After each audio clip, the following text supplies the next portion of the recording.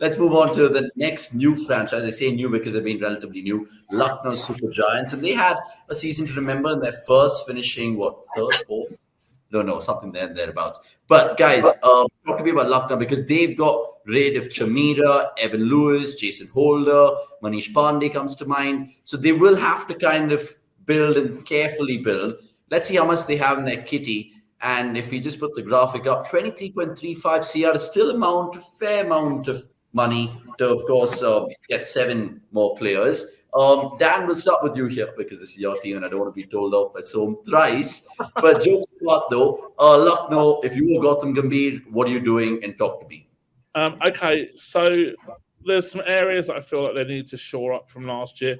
I think that you look at the luck element that we spoke about with Gujarat, and I think this is a slightly more diluted dynamic as well that was in place for LSG. Look, they struggled with boundary prevention with the ball. Only Mumbai Indians and Sunrisers had a worse boundary concession, and they qualified despite having a net negative boundary percentage, which is a pretty rare scenario for a team actually. Yeah. Batting wise, they struggled with the power play with striking 116. I think a lot of that was probably down to the mentality of KL Rahul, which I think obviously is going to be a big discussion point as the tournament goes on in terms of will he show the willingness to change that and kind of get with the time so much, or will he triple down on this strike rate doesn't matter kind of mantra that he seems to enjoy? I think the batting intent of the team was poor, one of the lowest team boundary percentages as well. And the middle order batting, I think, kind of doesn't really inspire me either. You know, like looking at the team and I'm thinking like, okay, well, Rahul, the Cock, question mark, Huda, Stoinis, Krunal Pandya, or something like that. I mean, for me, that's not particularly strong. Now, obviously, they released Jason Holder, they released Manish Pandey, who they dropped, I think, halfway through the season, roughly. And they're going to have to reinforce in those areas a domestic batter and probably an overseas all-rounder. And I think that they're probably also looking perhaps at another overseas pacer.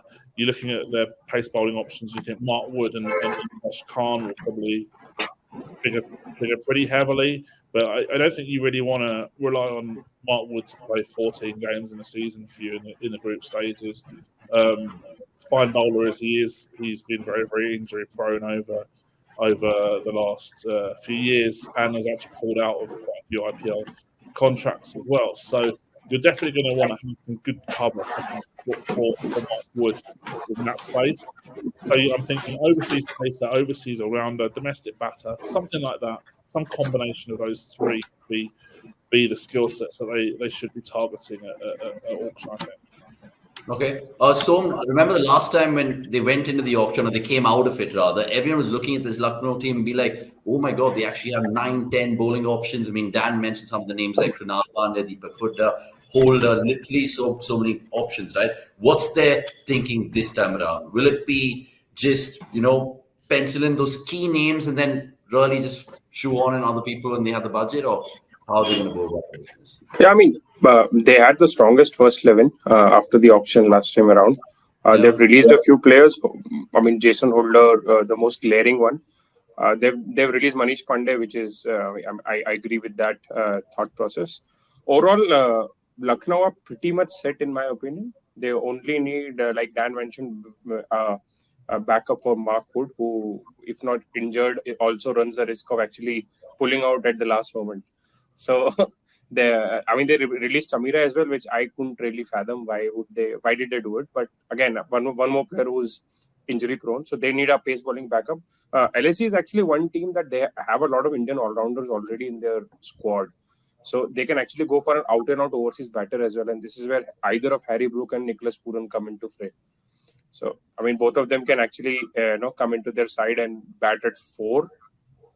Which is a place actually available if you're looking at an 11 of KL Rahul, Decock, Huda, and then a number 4 spot, then Stoinis, but only. Sorry, just on that, what is your 11? Because I know you're making 11 for all teams. What is your perfect LSG 11 right now? Yeah, so I mean, like I said, KL, QDK, Huda at 3. Then number 4 is where an overseas batter can fit in. Then Badoni, Stoinis at 5, Badoni somewhere there. Then Kunal, Bishnoi, Avesh, Mohsin, and an overseas pacer. One of the players that I'm actually looking forward to watch this season is Mohsin Khan, because he impressed me the most of all the pacers. I mean, I know everyone here loves Arshdeep Singh, but Mohsin Khan was, if not better, at the same level as Arshdeep, in my opinion, in the last season.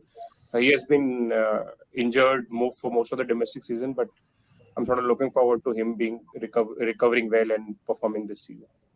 Okay. Lucknow, remember the last time they fit in Evan Lewis, who was really out of position in that number 4. So maybe an overseas batter could work well. Shubh, what's your gut feel? If you were Gautam Gambhir, who are you going for, my man? Because 23 crores is still a lot of money. So how will they spend their business? I mean, their money. I think they can get two players uh, as Somesh mentioned himself. One guy that they need is an overseas pacer, which I think Reece Topley would be a pretty good fit. Though they already have Mohsin Khan, but again, I think Reece Topley would be a good shout. At number 4, they do need an overseas seam bowling all rounder, because in their current setup, I think Stoinis is their sixth bowling option, which I don't and I don't trust him much as a bowling option. So I think if they can slot in a Ben Stokes at number 4, uh, Ben Stokes, yeah, but if Ben Stokes joins them, Ben Stokes can actually bat at number 3, and Hooda can go to number 4. So that way, Stokes will have his preferred batting slot as well, and he can do that sixth bowling option job as well, to bowl 2 or 3 overs if required. So yeah, hence I feel Ben Stokes and Reece Topley would be two very good names for LSG. Okay. Yeah, but they have Huda as well. So I mean, technically he's also a bowling option, a matchup bowler. Yeah, he is. Yeah, matchup bowler, yes. But again, both Stoinis and Hooda, we have not seen them bowl a lot in IPL, first of all. And if you have the slot, then I think, yeah. I mean, Harry Brook, again, an excellent choice for them. But we all know that Gautam Gambhir is quite obsessed with all rounders. That is what he was going for in the auction itself. So that way, I think if that slot is available, Gambhir will actually go for an all rounder before a proper batsman. Yeah. Okay, let's see how it pans out for LSG.